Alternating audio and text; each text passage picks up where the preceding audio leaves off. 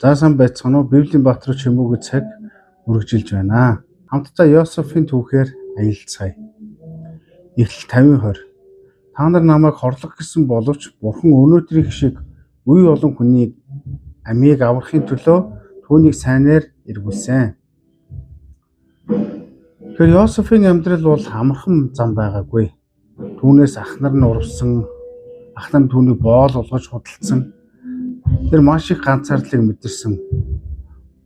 Худал гүтгэлэгт өртсөн, шоронд хоригдсон. Хүний нүдээр бол түүний амьдрал уруудаж бүтлгүйтсэн мэт харагдсан. Гэхдээ нэг зүйл байна. Энэ нь Йосефийг бусдаас ялгарч харагдуулсан. Тэр нөхцөл байдалтай төвлөрөөгүй. Тэр Бурхан төвлөрсөн.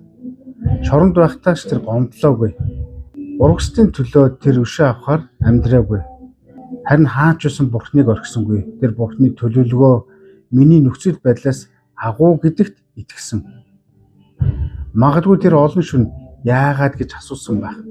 Гэхдээ тэр яагаад надад ийм зүйл тохиолдсон бэ гэж гацаагүй. Харин Бурхан үүгээр дамжуулж юу хийх вэ гэдсэн итгэлээр харсан. Тэгээд цаг нь ирэхэд бүх зүйл өөрчлөгдсөн. Шоронгоос ордонд очсон. Боолос удирдагч болсон. Хохирогчоос аврагч болсон. Хамгийн гайхалтай нь тэр ах нартайгаа дахин уулзахдаа өшөө аваагүй. Харин ингэж хэлсэн. Та нар намайг хорлох гэсэн боловч Бурхан өнөөдрийг шиг үе олон хүний амийг аврахын төлөө түүнийг сайнаар эргүүлсэн гэж хариулсан юм. Энэ бол Йосефийн ялалт. Тэр нөхцөл байдлаа өөрчилснөөр биш, харин харах өнцгөө Бурханд өгснөөр ялсан юм. Өнөөдөр бидэнд ч адилхан асуулт байна. Чи яг одоо ямар нөхцөлд байна вэ? Шудраг бус зүйл мэдэрч байна уу? Гомдол, ойлгомжгүй байдал, ганцаардал дунд байна уу? Бурхан чиний амьдралд болж байгаа муу зүйлийг ч зүгээр хараа сууж байдаггүй. Тэр үүнийг сайнаар ашиглаж чадна. Тэр үүнийг эргүүлж чадна. Тэр үүгээр дамжуулж илүү том зорилгыг биелүүлж чадна. Өөрөөр хэлбэл Бурхан муу нөхцөлийг сайн зорилго болгож хувиргадаг. Өнөөдөр чи мэдрэмжээ дагалгүй, нөхцөл байдлаа дагалгүй. Харин Бурханы төлөвлөгөөг сонгоорой. Би ойлгохгүй байна. Гэхдээ би итгэнэ гэж хэлээрэй. Хамтаа залбирцгаая.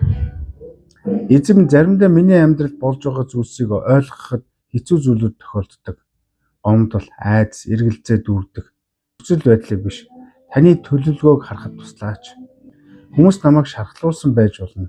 Амьдрал надад шудраг бус хандсан байж болно. Гэхдээ таны гарт бүх зүйл утга учиртай болдгийг би мэднэ. Миний зүрхэнд гомдол биш, итгэл өгөөч. Өшөө авах хүсэл биш, уучлал өгөөч. Айдас биш, найдвар өгөөч. Таны алдар илчлэгдэх амьдралыг надад өгөөч. Есүсийн нэрээр залбирлаа.